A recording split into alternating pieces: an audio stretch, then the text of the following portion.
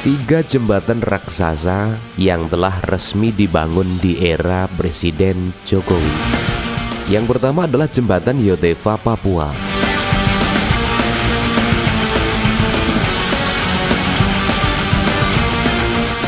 Jembatan Yotefa atau yang dulu dikenal sebagai jembatan Holtecam diharapkan dapat menjadi ikon sekaligus kebanggaan bagi masyarakat Papua. Jembatan Yotefa yang membentang di atas Teluk Yotefa menghubungkan kota Jayapura dengan distrik Muara Tami dan merupakan jembatan pelengkung baja terpanjang di Papua.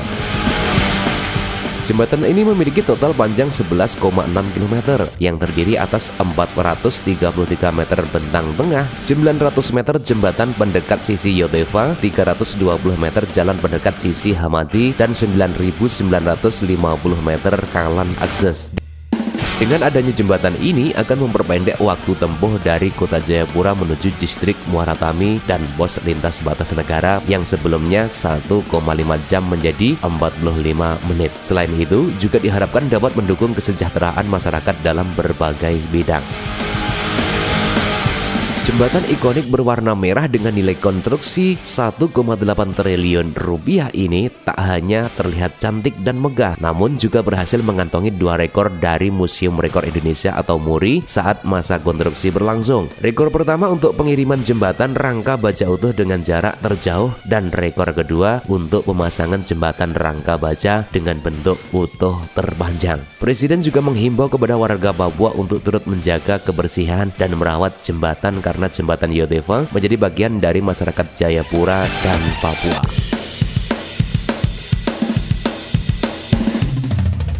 Selanjutnya adalah jembatan Teluk Kendari. Masyarakat kota Kendari saat ini dapat bernafas lega sebab jembatan baru sepanjang 1,34 km yang menghubungkan sisi kawasan pelabuhan Kota Lama dengan sisi Pulau Bungku Toko telah beroperasi penuh. Jembatan yang telah diresmikan pada 22 Oktober 2020 silam oleh Presiden Joko Widodo mempermudah jalur transportasi dan distribusi kawasan Kota Lama menuju Poasia. Berbeda dengan kondisi sebelumnya, masyarakat harus menempuh jalur laut ataupun memutari teluk sejauh 20 km. Pembangunan jembatan Teluk Kendari berada di bawah tanggung jawab Balai Pelaksanaan Jalan Nasional atau BNJN Kendari. Biaya pembangunannya bersumber dari APBN Kementerian PUPR sebesar 804 miliar rupiah melalui skema kontrak tahun jamak MYJ 2015 sampai dengan 2020.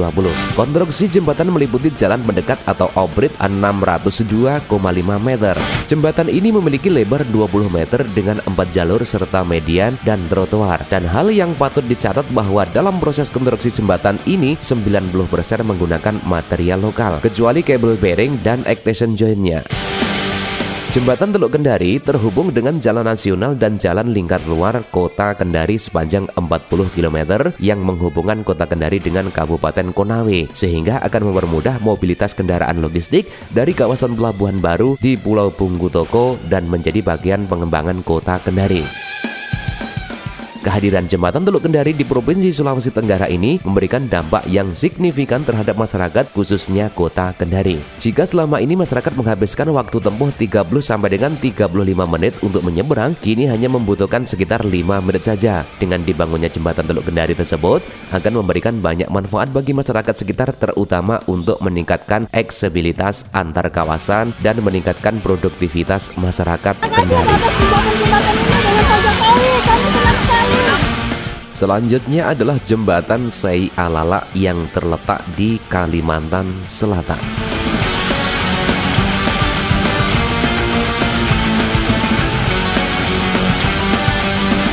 Kementerian Pekerjaan Umum dan Perumahan Rakyat atau PUPR melalui Direktorat Jenderal Bina Marga telah menyelesaikan pembangunan jembatan Sei Alala sepanjang 850 meter di Banjarmasin, Provinsi Kalimantan Selatan.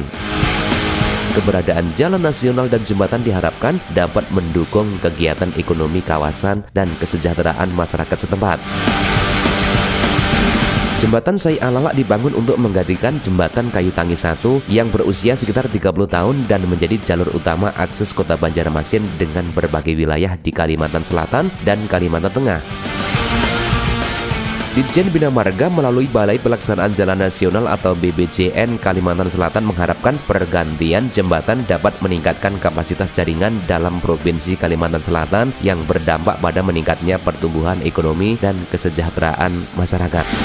Bentang utama jembatan Sai Alalak dirancang dengan menggunakan kabel stay dan struktur jembatan lengkung pertama di Indonesia.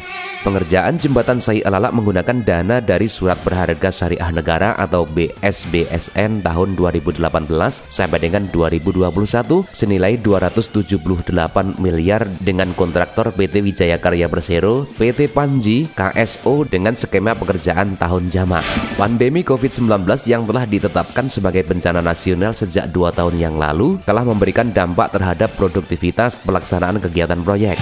Sesuai kontrak awal, kontrak berakhir di akhir Maret 2021. Namun karena adanya kegiatan yang delay akibat COVID, kontraktor mengajukan perpanjangan waktu kontrak sampai pertengahan 2021. Pembangunan jembatan Sai Alalak didesain untuk dapat dilintasi kendaraan dengan tonase maksimal 10 ton, lebih kuat dari struktur jembatan lama kayu tangi 1 yang berasal dari rangka baja kelas B dengan kemampuan menahan beban kurang dari 10 ton. Selain itu, juga telah diperhitungkan kekuatan jembatan ini dengan konstruksi tahan gempa dan masa layanan hingga 100 tahun.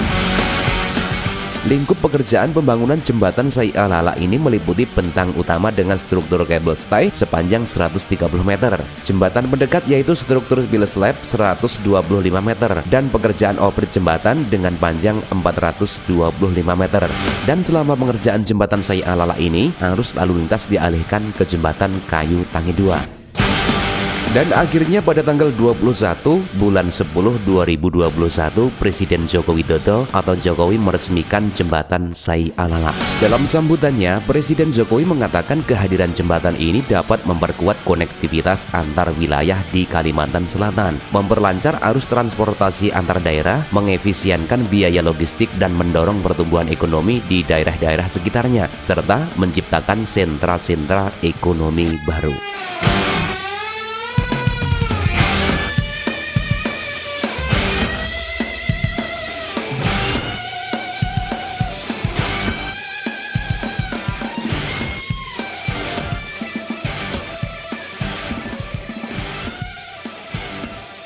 Tadi foto bareng dengan Pak Jokowi. Waduh, senang, bahagia. Sudah lama saya impikan dari Bapak datang ke Banjarmasin waktu caleg. Saya sudah mengimpikan bisa foto bareng sama Bapak. Akhirnya terwujud sekarang ini. Saya sangat senang dan bahagia sekali.